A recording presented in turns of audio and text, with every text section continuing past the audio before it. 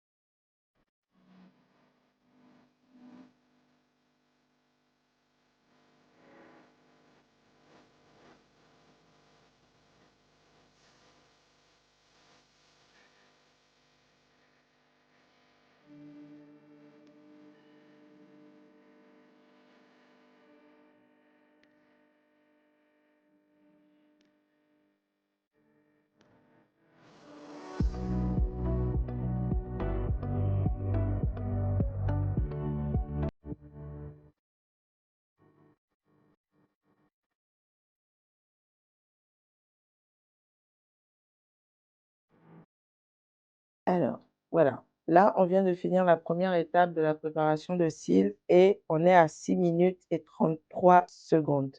Ce qui veut dire qu'il n'est pas possible de faire une pause volume russe en 5 minutes. Pourquoi? Tout simplement parce qu'il faut prendre le temps. À la fin de la vidéo, je vous expliquerai plus en détail pourquoi est-ce qu'il n'est réellement pas possible de réaliser une pause volume russe en 5 minutes. Par contre, nous allons faire ensemble la pause et vous verrez le résultat final.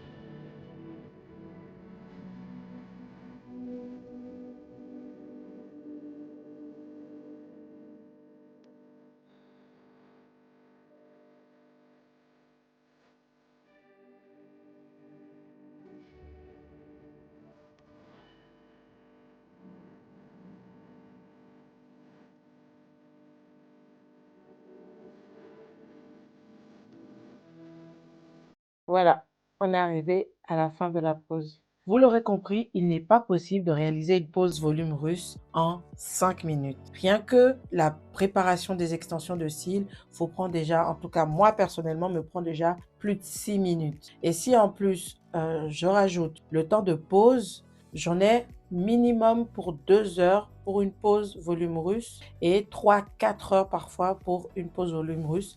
Tout dépend de la base de cils de la cliente et du résultat que je recherche. Et si vous ne respectez pas ce temps-là, si on ne respecte pas ce temps, ce qui se passe généralement, c'est plein de choses. Premièrement, vous avez les extensions qui ne tiennent pas parce qu'on n'a pas un bon angle d'accroche. Il y a les risques de stickies, des extensions qui se collent entre elles et qui peuvent arracher, abîmer le cil naturel de la cliente. Et il y a tout ce qui suit derrière, les réactions allergiques où la paupière gonfle et l'esthétique de la pose aussi peut être impactée.